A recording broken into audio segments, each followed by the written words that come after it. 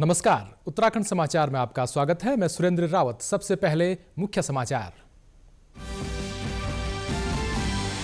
इसी माह तीसरे सप्ताह में पेश होगा प्रदेश का बजट। सरकार हितधारकों से ले रही बजट पर सुझाव। 9 फरवरी तक अपनी राय दे सकेंगे लोग।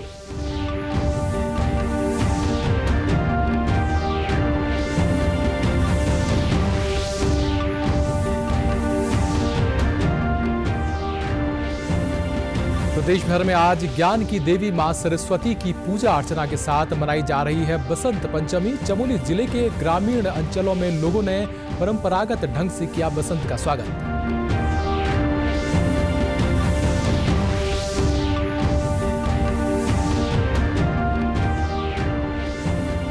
और राजाजी टाइगर रिजर्व में आग की घटना का तत्काल पता लगाने के लिए ड्रोन कैमरों की ली जाएगी मदद। 15 फरवरी से शुरू हो रहे फायर सीजन में 8 ड्रोन करेंगे निगरानी। और अब समाचार विस्तार से। केंद्रीय बजट आने के बाद अब उत्तराखंड सरकार अपने बजट को फरवरी के तीसरे सप्ताह में पेश करने की तैयारी कर रही है। इसे समावेशी बनाने के लिए तमाम हितधारकों से सुझाव लिए जा रहे हैं। राज्य के वित्त मंत्री प्रेमचंद अग्रवाल ने बताया कि लोग अपने सुझाव 9 फरवरी तक व्हाट्सएप, फेसबुक और जीमेल के माध्यम से दे सकते हैं। उन्होंने यह भी कहा कि पिछले दिनों लोगों से अच्छे और महत्वपूर्ण सुझाव मिले हैं। इन्हें भी बजट में संकलित किया जा रहा है। लोग जब बजट पेश करते हैं उससे पहले तमाम हितधारकों से हम लोग संवाद करते हैं और इसके अलावा हम लोग सामान्य जनता से भी उनके सुझाव मांगते हैं। आज भी व्हाट्सएप, ट्विटर के माध्यम से 9 फरवरी तक सभी लोगों से हमने आमंत्रण दिया है कि आप आइए, अपना बजट के बारे में और जो अच्छे सुझाव दीजिए। और हितधारकों के साथ मेरा बैठना हुआ था 31 जनवरी को देहरादून में, और 10 विभिन्न क्षेत्रों के, जिसमें पर्यटन से संबंधित, चार्टर्ड अकाउंटेंट, कृषि से संबंधित, उद्यान से संबंधित, शिक्षा से संबंधित और उद्योगों से संबंधित, महिलाओं से संबंधित, शिक्षा जगत से संबंधित, ऐसे 10 विभिन्न सेक्टर्स से मैंने लोगों को बुलाया था और उनसे संवाद किया था। बहुत अच्छे सुझाव आए हैं, महत्वपूर्ण सुझाव उनके आए हैं। ज्ञान की देवी मां सरस्वती की अवतरण दिवस बसंत पंचमी का त्योहार चमोली जनपद के सभी क्षेत्रों में हर्षोल्लास के साथ मनाया गया। इस पावन पर्व के अवसर पर सुबह से ही भक्तों ने मंदिरों व अपने घरों में पूजा अर्चना कर मां सरस्वती से धन धान्य व सुख समृद्धि का आशीर्वाद मांगा। बसंत पंचमी के अवसर पर वेद पाठी ब्राह्मणों ने मंदिरों में मां सरस्वती समेत सभी देवी देवताओं की पूजा की। वेदाचार्य सौरभ कोठियाल का कहना है कि इस दिन से बसंत पर्व का आगमन होता है। उत्तराखंड में इस पर्व को बड़े हर्षोल्लास के साथ मनाया जाता है और इस दिन मां सरस्वती की विशेष पूजा होती है। इसे वसंत का आगमन होता है। सकल संसार में जो बिल्कुल वृक्ष सूखे हुए रहते हैं, फूल नहीं होते हैं, उनमें नई कोपलें आने लगती हैं, वृक्ष होने लगते हैं, फल इत्यादि होने लगते हैं। तो यही हमारी मान्यता है और उत्तराखंड में इसे बड़े हर्षोल्लास के साथ मनाया जाता है। इस दिन देवी की विशेष पूजा की जाती है। सुंदर विद्यालयों में पूजन किया जाता है। घरों में लोग माँ की मूर्ति रखते हैं, सुंदर पूजन करते हैं। नई नई जो हरियाली होती है, जवांकुर की हरियालियां होती हैं, उन्हें माँ को चढ़ाते हैं। वहीं ग्रामीण अंचलों में लोगों ने इस पावन पर्व को परंपरागत तरीके से मनाया। ग्रामीणों ने अपने देवी देवताओं की पूजा के बाद सुख समृद्धि के प्रतीक जौ की बाली को अपने घर के द्वार पर लगाया।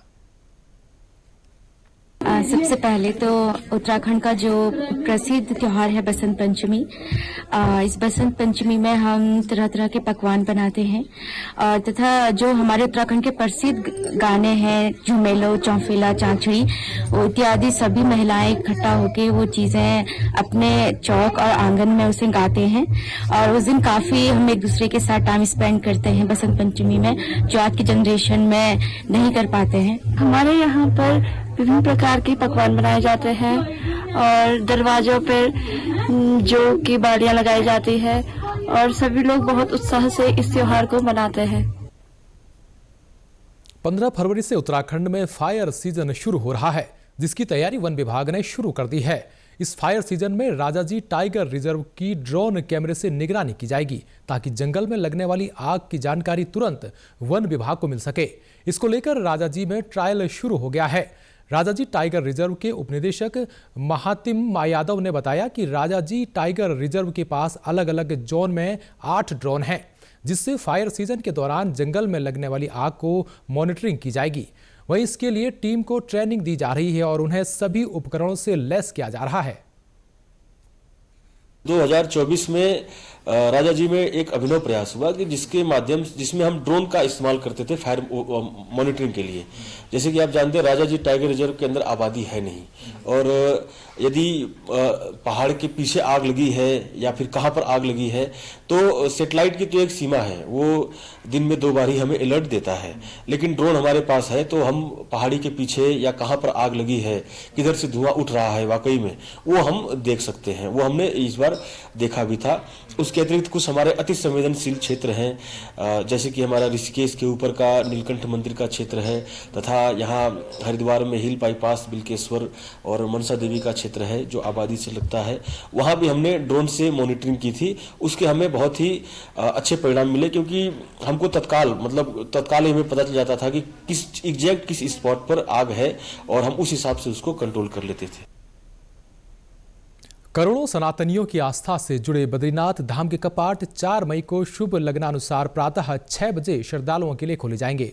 आज बसंत पंचमी के अवसर पर पुरातन परंपरा के अनुसार टिहरी राज परिवार के नरेंद्र नगर महल में पंचांग और चौकी पूजन के बाद कपाट खुलने का मुहूर्त निकाला गया। राजा पुरोहित ने श्री गणेश पंचांग और चौकी पूजन के बाद टिहरी राज परिवार के महाराजा मनुजेंद्र शाह की जन्म कुंडली और ग्रह नक्षत्रों की स्थिति देखकर कपाट खोलने की तिथि और मुहूर्त निकाला, जिसकी औपचारिक घोषणा परंपरा अनुसार महाराजा मनुजेंद्र शाह ने की। महारानी व टिहरी की सांसद माला राजा राज्य लक्ष्मी शाह, टिहरी के विधायक किशोर उपाध्याय, बद्रीनाथ धाम के रावल अमरनाथ नंबूदरी, बद्री केदार मंदिर समिति के मुख्य कार्याधिकारी विजय थपलियाल भी पूजा अर्चना में शामिल रहे। हर्ष हो रहा है कि इस साल 2025 में श्री बद्रीनाथ के कपाट यानी द्वार 4 तारीख मई 6 बजे प्रातः खुलने जा रहे हैं। तो मैं सारे समस्त देशवासियों को या श्रद्धालुओं को मैं प्रार्थना करता हूँ कि उनकी जो यात्रा होगी वो सुखद और शांतिपूर्व होगी। आज बद्रीनाथ जी के कपाट खोलने की जो तिथि है उसकी घोषणा आज राज दरबार में महाराजा मनोजेंद्र शाह जी ने अपने श्रीमुख से की है, और जो कपाट खोलने की जो तिथि है वो 4 मई को घोषित हुई है। 4 मई को महाराजा साहब की जन्म कुंडली के आधार पर उत्तम मुहूर्त और बद्रीनाथ जी के नाम से भी जो राशि बनती है उससे भी उत्तम मुहूर्त बना है। उस दिन रवि पुख्य योग है और सर्वार्थ सिद्धि योग है, इसलिए 4 मई को बद्रीनाथ भगवान के कपाट दर्शनार्थ के लिए खोले जाएंगे सुबह प्रातःकाल 6 बजे। और 22 अप्रैल को जो भगवान की पूजा अभिषेक के लिए तेल जाता है वो गाडू उत्सव यही महल में होगा। कपाट खुलने से पूर्व 22 अप्रैल को भगवान बद्रीनाथ के महाभिषेक के लिए नरेंद्र नगर महल में तिलों का तेल निकाला जाएगा। उसी दिन गाड़ू घड़ा तेल कलश यात्रा आरंभ होगी, जो कपाट खुलने से एक दिन पूर्व 3 मई को बद्रीनाथ धाम पहुंचेगी।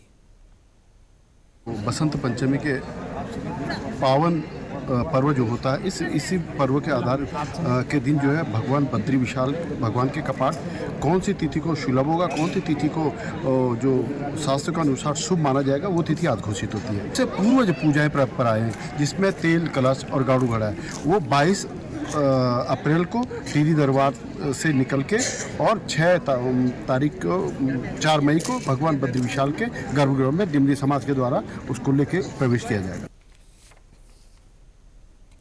चंपावत जिले के सीमावर्ती क्षेत्रों में ग्रामीणों को नागरिक कल्याण कार्यक्रम के तहत 3 दिवसीय मशरूम उत्पादन का प्रशिक्षण दिया गया। एसएसबी 5वीं वाहिनी द्वारा अपने नागरिक कल्याण कार्यक्रम के तहत कृषि विज्ञान केंद्र लोहाघाट के सहयोग से जिले के नेपाल सीमा से लगे दर्जन भर गांवों के 25 ग्रामीणों को मशरूम उत्पादन का प्रशिक्षण दिया गया है, ताकि ग्रामीण प्रशिक्षण के बाद मशरूम उत्पादन कर आत्मनिर्भर बन सकें। प्रशिक्षण के दौरान सीमावर्ती ग्रामीणों को वैज्ञानिकों द्वारा ढिंगरी मशरूम की उत्पादन विधि, बुआई करना, मशरूम की तड़ाई करना, भंडारण का उपयोग और मशरूम के व्यवसाय के बारे में जानकारी दी गई। इसी के साथ अभी तक के समाचार समाप्त हुए। दूरदर्शन समाचारों से जुड़े रहें। मिलते हैं फिर शाम 6:30 बजे के बुलेटिन में। नमस्कार।